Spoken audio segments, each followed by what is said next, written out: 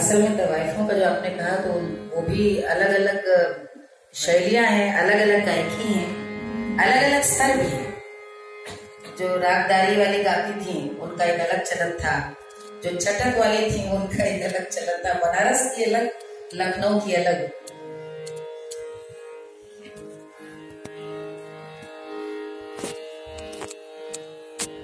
बाली नदिया कुआं पानी न जाओ, कामोद राग में पूरा। बाली नदिया कुआं पानी न जाओ, नैना लगाए कोई ले जाएगा। बाली नदिया कुआं पानी न जाओ, बाली नदिया कुआं पानी न जाओ, नैना लगाए कोई ले जाएगा। बाली नदिया कुआं पानी न जाओ, बाली नदिया। उसी के बाद वो यही ये भी कहती थी, मध्यम दीजिए।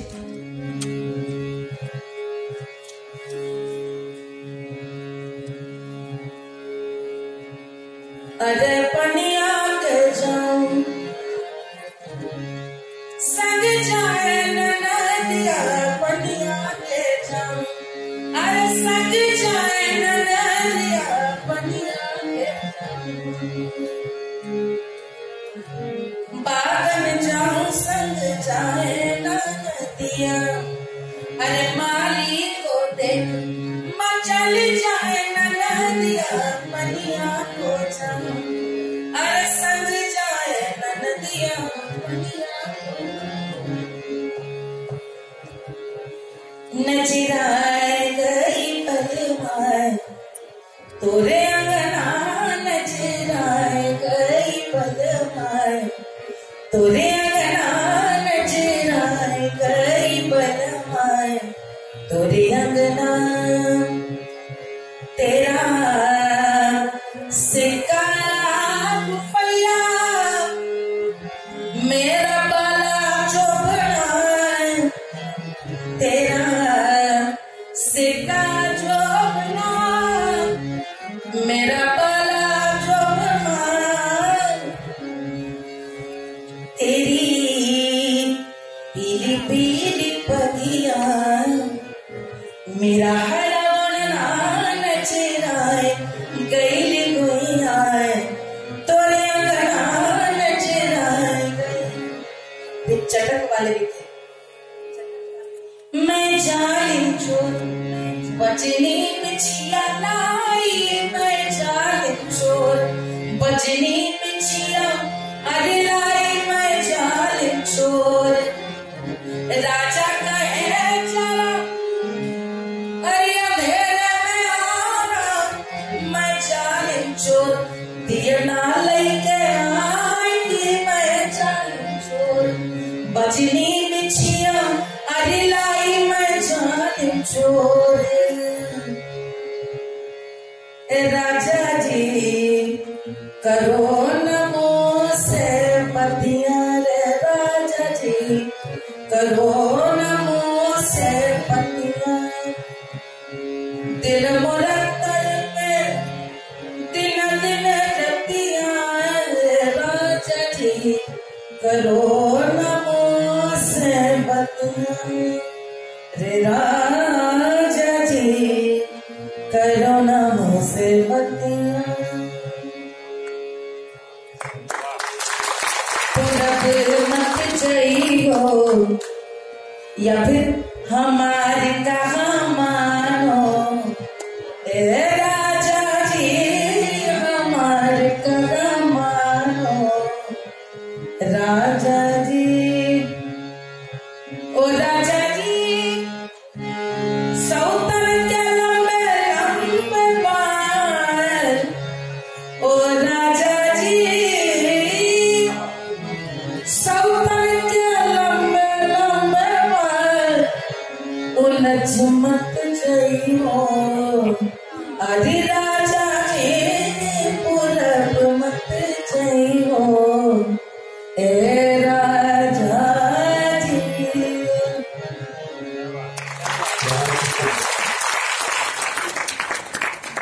ये मैं कुछ बोलूं तो जैसे है कि एक भरी बहुत अच्छी सभा में बंदूक की गोली चल जाए टाइप से मेरी आवाज की उतनी जरूरत नहीं है। और जैसे एक संगीतकार की आवाज का मतलब होता है ना, तो धीरे धीरे पीछे से टुनटुनी बजाता रहे और बाकी मुख्य गायक आगे बढ़ता रहे। तो मेरा बस उतना ही काम है कि वह फिर कुछ निकालें और सुनाए और बतियाएं। नहीं, कई बार मुझे ये लगता है कि माफ कीजिएगा, ये बहुत जाती बात यहाँ पे एक अपना इतने लंबे सीखने देखने के दौर में जो मुझे लगता है मैं शेयर कर रही हूँ। गाना बजाना बार बार गुरुजन लोग कहते हैं कि एहसास का काम है, और इसीलिए आज आपको वो कशिश जल्दी सुनने वालों के, गाने वालों के आवाज में नहीं मिलती, जिसे आज भी आप ग्रामोफोन में सुनते हैं। पुरानी सिंगर्स में बेगम अख्तर साहब कैसे गाती थी, सिद्धेश्वरी देवी जी का क्या नूर टपकता था आवाज से। जब तक दिल नहीं टूटता, जब तक इश्क नहीं होता, तब तक एहसास उन लफ्जों में आ ही नहीं सकते। मुझे याद है कि अप्पा जी से हम लोग जब सीखते थे तो सुनंदा की शादी नहीं हुई थी, तो हम लोग जब कुछ चीजें गाएं तो वो कभी कभी बड़े मुस्कुराते हुए रहस्यमयी उससे बोले कि ब्याह हो जाए तो कुल बुझाएगी, ब्याह हो जाएगा तो सब समझ में आएगा। और अब लगता है कि क्यों इतनी पीड़ा पुरानी गायिकाओं की आवाज में थी। हम क्या उनकी जिंदगी का मुकाबला कर सकते थे जो शाम को इंतजार करती थी।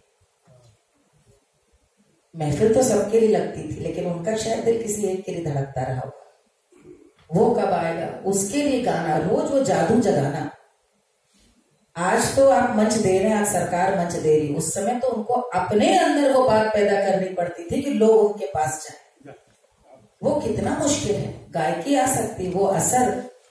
और वो जब तक गुलाब बाई जी की यदि आप पूरी कहानी सुने और पढ़ें, जिनसे उनका पहला इश्क हुआ, गुलाब बाई जी जो नौटंकी की इतनी बड़ी अदाकारा, उनके वो अभी भी हमें याद है, वो चंद्रमोहन सेठ जी कन्नौज के मेयर थे उस जमाने में, और बहुत बड़ी चीज होती थी मेयर 1940 वगैरह में। उनकी कोठी आज भी कन्नौज में चंद्रमोहन बाबू के नाम से मशहूर है। और गुलाब बाई कन्नौज जब नौटंकी करने गई, उनसे इश्क हो गया, उन्होंने नौटंकी छोड़ दी, उन्होंने उनको रख लिया, शादी हो गई, रहने लगी। 2 साल नहीं बीते थे कि चंद्रमोहन जी का दिल किसी और में लग गया, और माँ ने गुलाब बाई जी को, मौसी ने बुलाया कि तुम अब चली आओ वापस, तुम्हारी जगह वो नहीं है, घर बसा के कहाँ रह रही हो, ये आदमी ऐसे ही होते हैं, तुम वापस आओ। और वो फिर वापस कानपुर नौटंकी करने आती हैं, और बुलाते रह जाते हैं चंद्रमोहन, लेकिन जाती नहीं है। और तब वो गाती हैं आधा मिनट।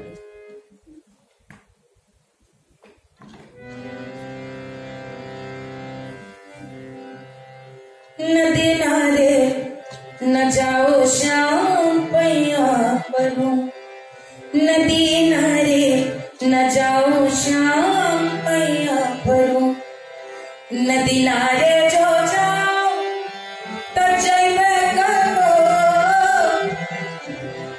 बीच धारे न जाओ शाम पैया परूं। चंद्रमोहन नाम था, तो शाम उन्हीं को। बीच धारे तो जाओ, अरे तो जइबे करो, बीच धारे जो जाओ तो जइबे करो, उस पार न जाओ शाम पैया परूं, नदी नारे न जाओ शाम पैया परूं, उस पारे जो जाओ श्याम पैया परूं, उस पारे जो जाओ तो जइबे करो, उस पारे जो जाओ तो जइबे करो, सतन करे न जाओ श्याम पैया परूं, नदी नारे जाओ श्याम पैया। और उनकी बेटी मधु बताती है कि माँ ने और मौसी ने तब कहा कि अब तुम्हारी गायकी में असर आ गया है गुलाब, अभी तक तो तुम नौटंकी कर रही थी लेकिन अब तुम्हारे दादरा और ठुमरी में। और क्या क्या चीजें फिर उन्होंने लिखी हैं यार, यही नहीं कर बताते हैं।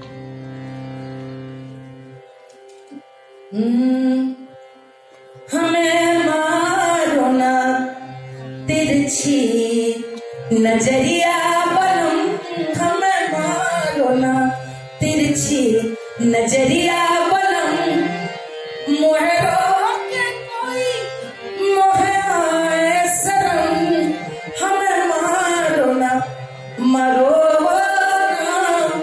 हमें मारो ना तिरछी नजरिया।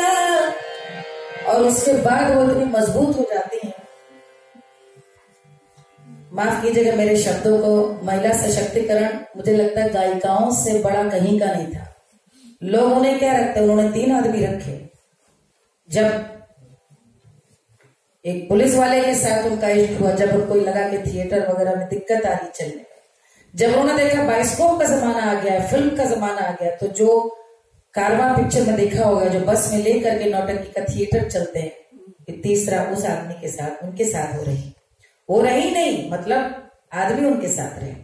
और तब उनकी गायकी लिहाज अंदाज सब, क्योंकि फिर नौटंकी में तो व्हाट्सएप से थोड़ी भीड़ आती थी, नक्कारे की गूंज से रात के 1-1:30 बजे आजमगढ़ सोनपुर के मेला हरिहरपुर में भीड़ आती थी। तो कलाकारों को बात पैदा करनी पड़ती थी कि 1000 लोग हैं तो इन्हें लगे नहीं मेरे लिए गाया, मान लीजिए मेरे लिए गा रही। ये कलाकार इसीलिए पुरानी जो आप जो बात कह रहे हैं तवाइफे हैं या मिरासिने हैं, इनके इतने दिल टूटे हैं। और एक बात और शब्द कहूंगी,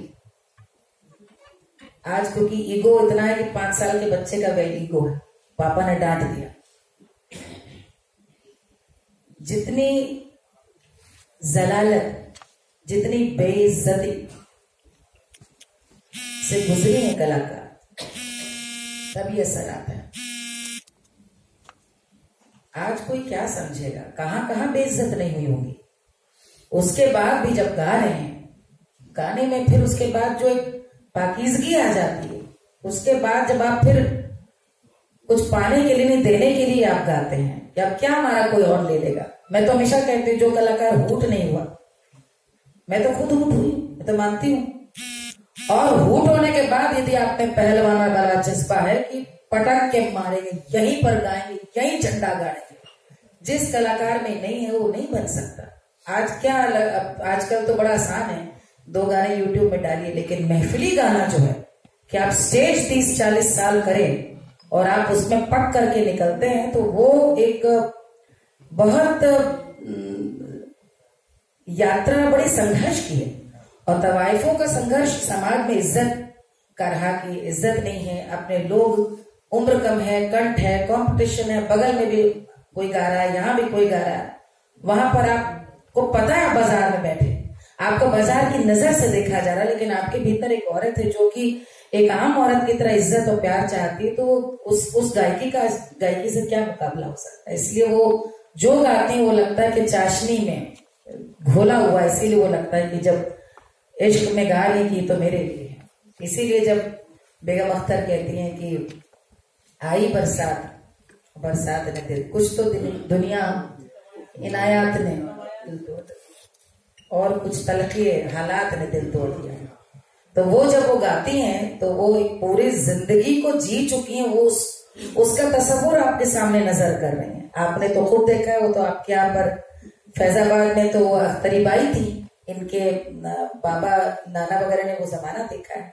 और बेगम अख्तर बनने का जो सफर है वहां तक, उसमें क्या क्या नहीं उन्होंने झेला होगा। मुझे याद है हमारी गुरुजी, ये जो आपको याद है कल प्रोग्राम में हम लोगों ने विद्याधरी बाई का जिक्र किया और उनके गाने का जिक्र किया था कि महात्मा गांधी के कहने पे कल हम लोग आजादी का अमृत महोत्सव चल रहा है, तो उसमें कैसे हुस्ना बाई की अध्यक्षता में पूरी गायिकाओं की एक मजलिस आई और उन्होंने सारे आभूषण उतार करके, लोहे के कंगन पहन करके बनारस में आए कि भाई बापू का था इस तरह का कि उन्होंने सबको जोड़ा था। और विद्याधरी बाई ने अमृतलाल नागर को, जो उनकी किताब है ये कोठे वालियां, उसमें बताया कि हमने उनके आह्वान पे गाना लिखा। तो एक लाइन सुनाएंगे।